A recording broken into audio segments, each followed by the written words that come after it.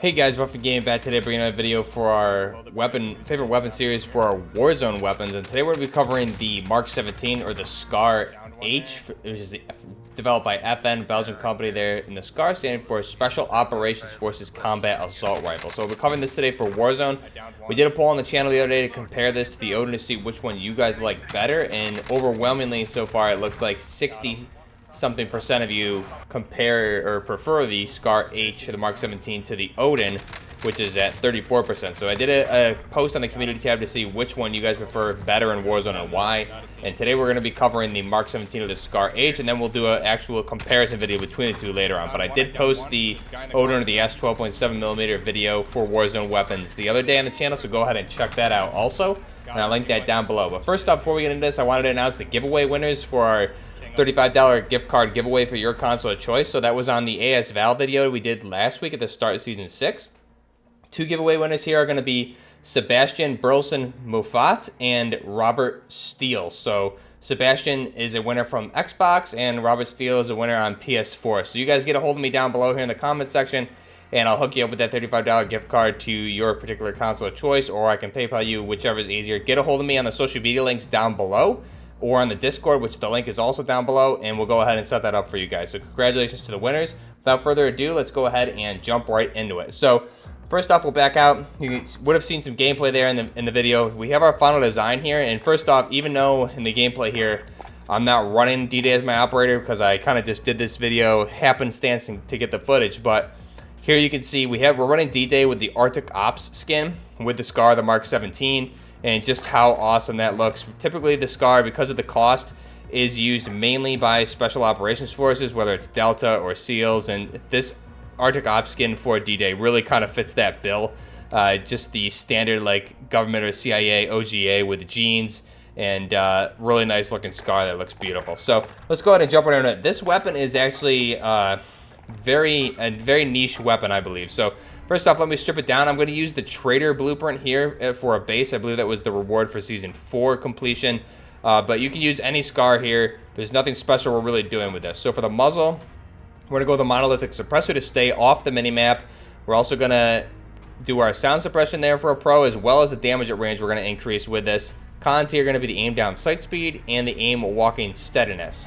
Go ahead and select that. Now the barrel for this one, we're going to want the 20-inch barrel on this one, and you can see the pros are going to be the damage at range, bullet velocity, and the recoil control, which is key because the SCAR fires at 7.62x51 NATO round. It's going to have some heavy recoil. So the cons there are going to be the ADS speed and the movement speed for the weapon, which we're not too concerned with. We can make up for it elsewhere. But also you can see the base for the Trader here is going to be the Midwest Industries M-Lock handguard. I'm actually going to deselect that, and we're going to go with just the standard. I believe we're going to go with the Fugitive. Just give it the actual base SCAR heavy handguard there, instead of throwing on an M-Lock handguard, which I think looks very aesthetically pleasing as well. So that's really personal preference. For this one, I'm going to just run the basic handguard on the SCAR.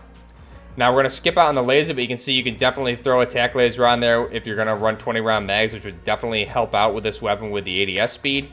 But for this one, we're going to skip it. Now for the optic, we're going to want a lighter weight optic. Typically, I would run like a hammer or a 4x flip, but since the ADS speed on this is so slow, we're going to want a 1.5 times optic. So we're going to go with the EOTech or the holographic. The only con here is going to be the ADS speed, but again, it's a light optic, so it's really not that many frames of an ADS delay. So we'll go ahead and select that. And then for the stock, again, we're just going to leave the base stock here. Skip out on the perk, as well as the rear grip, and the ammunition. We're going to want the 30-round magazine on this, just because here, even in duos, the gameplay you'll see, the 30-round magazine just really comes in handy. We're going from the base 20-round magazine to the 30-round magazine, so we're adding 10 extra rounds. The cons are going to be the ADS speed and the movement speed, but again, not that big of a deal, in my opinion, if you're using this weapon how it's supposed to be used. We'll go ahead and put that on there. And then for the underbarrel attachment, we're going to want really key attachment, unique attachment here to the SCAR is going to be the bipod foregrip. So this is going to assist with the recoil control.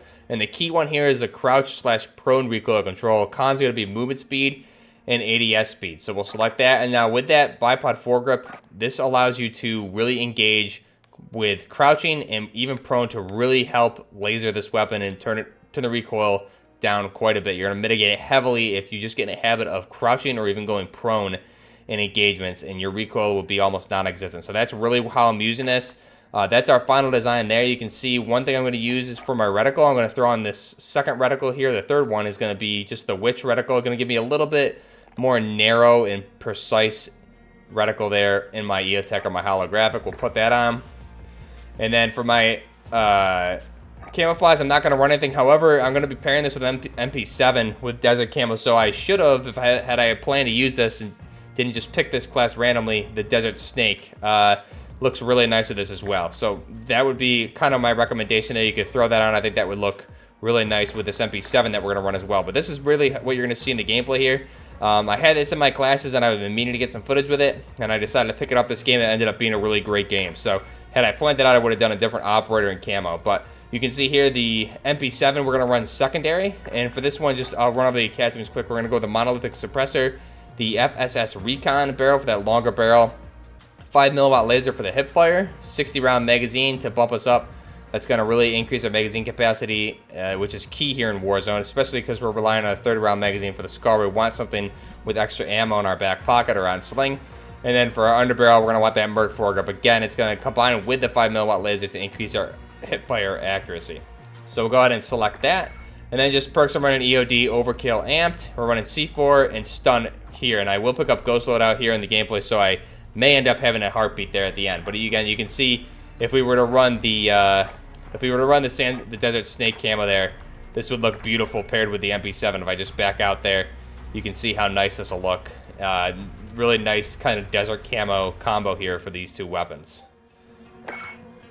Looks pretty nice. So that's our Mark 17 or our SCAR Heavy. Again, this is really built for medium range engagements, I would say, but you really want to utilize that bipod on the weapon. It's a bipod foregrip. You want to utilize that best you can. The Merc foregrip, I see a lot of people using the, we'll see here, a lot of people use the Merc foregrip or even the Commando foregrip, but for this weapon, you almost need to use the bipod foregrip because you're going to mitigate your recoil tremendously just by crouching or even going prone, and you're going to beat out all of those other foregrips.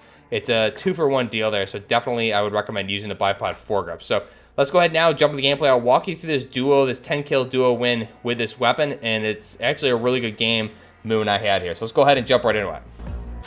So here we go, jumping into the game here. You'll see we're on train, and Moo goes down right away here. This is a little bit forward into the game. I've already come back from Gulag and won my Gulag, and Moo spotted two guys here that he's going to start engaging.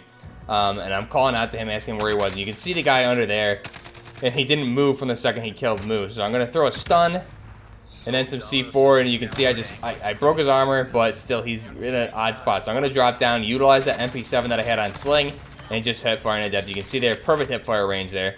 So then here I spot his buddy, just he's cutting and running out of there. And here you'll notice I'm crouched and just breaking armor almost instantly. Unfortunately, I missed some of my follow-up shots there, but again, just going to reposition. He's crouched behind that little corner of the wall there, so he has to come out. I'm going to mount this thing, and once I start hitting my shots there, it's able to easily kill him. The time to kill on the SCAR is actually very surprising. For a while, I stood away from this weapon, but you can see it downs people fast. And we fast forward here, we have our other loadout. We notice it's with another loadout here, so we're just going to be a little cautious. Typically, we run up and get killed, and I just happen to spot another team running up to their loadout here. So Moo and I are going to coordinate, and he's going to wait till they access their menus to get their loadouts. He headshots the one dude, and I follow up and clean up the other, and kill one too. So that worked out well that time. We didn't rush the loadout. We waited a second. I was waiting for Moo, and we just happened to catch that other team pushing in. So again, fast forward, there's a Juggernaut right here on train, and we were trying to engage him a little bit, and then you can see we start getting sniped from this team on the opposite side of train station here across from us. So this is prior to the SPR nerf, so I'm very nervous to really peek this. Moo has an airstrike that he's going to drop on this guy here in a second, and I'm going to use that opportunity to reposition and move up. So I can only see the one, but I'm assuming obviously it's a team of two. So I'm going to move up here, take a second, reload my SCAR, make sure I'm fully combat ready, and you can see right here I hear shots to my left, and so he's shooting at Moo. This is his buddy right here, and I ended up catching him off guard too. Good thing I took a second there to stop and listen, otherwise he would have easily gotten on me. So fast forward again, we're moving through the circle. I have a really high threat here, so we're trying to just rotate, and that threat just went from orange to red. So I notice it right here, and I'm going to cut and run and turn back. I'm going to say let's rotate the other way, and Moo instantly gets downed and engaged there. So thank God I did the move I did. I circled around, caught that guy completely off guard, And then Moo's going to call on to the guys right next to him. You can see I missed those shots there. Was going to switch to my Scar, but I need to rush this guy, and there he is. Able to clean him up, and it worked out really well because he had a gas mask, and there's a buy station right there. So I was able to get this gas mask, get in and buy Moo, and again, we're back fully combat ready. He's got his loadout again. We're all set to go. And we hit another buy station moving up there. We got some UAVs, self-prez, and you can see we spotted this guy in the UAV. Easy kill there. UAVs in the end game can be very crucial for that. I'm going to also mark a guy on blue where we know there's a team. And then I'm going to move up here, and Moo's engaging a team on orange. So I'm going to give him some help. And you can see here, the long-range engagement of the Scar. He snipes a guy, and I'm able to I'm just going to tap fire. I'm going to down him and clean him up pretty easily. If you tap fire at those longer ranges, the Scar is very effective versus going full auto. You want to make sure your shots are on target. But again, you can notice there, I'm going to go crouch. Or you can also go prone in those types of situations, and you can also let loose with this weapon, and it'll be very, very accurate because you have that bipod foregrip. So here we go. We're going to rotate, keep rotating right here with the circle. There's a couple teams in front of us here. You can see I'm going to stop here again and engage. I'm going to mount on this tree, get some good hits, but then there's another sniper there, so I need to get shots on him so Moo can rotate with me. So we worked this final circle really well. We're going to position ourselves on the hill cover we have. You can see there's not much cover, but we don't want to really be on trees too much. So trying to keep moving. One person's going to lay down fire while the other one's going to move. Try to get some suppressive fire, and then we're going to get hill or rock cover here, which is going to be key. Now, this team, again, is in front of me, so I'm going to drop that airstrike to force them to move. Typically, when you drop an airstrike near or around somebody, they're going to get that indicator, and they're going to scramble and run. So we got them to move, and again, I can spot one guy in a tree here, and the other guy you can see is crossing the road, so I'm going to get shots on both of them. Moo's going to down the guy in the road. Really good shots on him, and then we know this one guy's on a tree, so I'm going to rotate. Moo's going to provide cover fire and just keep eyes on target. Keep this guy pinned while I rotate on the left flank. And again, he's got nowhere to go, able to get that kill. So now it's 2v2, final circle. This team dropped a cluster strike, so I knew they were obviously over on my blue mark. They were on the opposite side of the circle. We have bad cover here, but it works. And you can see the gas is going to shift towards them, so we know they've got to be over there somewhere, and we're going to have to play this cautiously. So I stand up, and you might have seen right there, I spotted that guy. I call him out to move because he's got a sniper rifle. But he's gonna, I think he downed him with his kilo, able to down him again, and then I'm just gonna call out to keep some sustained fire, keep him distracted while I do a flank. And again, they didn't even know I was there. They were looking the wrong way, and that last guy again was looking just the wrong direction. He wasn't expecting that flank at all. Unfortunately, they played that really bad. They could have used that great hill cover there to look over, and they would have easily had us. But for some reason, they were just on hard cover and not really paying too much attention, it seemed. But we were able to really play that well. A lot of cover fire, moving, stick and move, flanking. Ended up being a really great win. Season 6, I think the meta's in a really good spot where you can use the Scar and the Odin very, very effectively and get away with it more so than you would have in Season 4 and 5. Definitely much more fun to use. And you can see here with the Scar, this is really, in my opinion, the best way to use it. You want that bipod foregrip. You want to utilize the weapon how it's really meant to be used in these type of situations, is the medium range engagements, and make sure you're crouching or even going prone if you're going longer range engagements, and you'll be able to down your enemy. So let me know down below what you guys think of the Mark 17 or the Scar H for Warzone. What's your favorite loadout or kit to run with the Scar? And then how do you think it compares to the Odin? I will be doing a direct comparison video where compare the two with the damage, as well as how they handle in-game and different variations you can build to see which is the better one. So let me know down below. I'll leave you guys with that. That is the Mark 17 or the Scar H for Warzone. This is Buffner Gaming. Till next time, Buffner Gaming, out.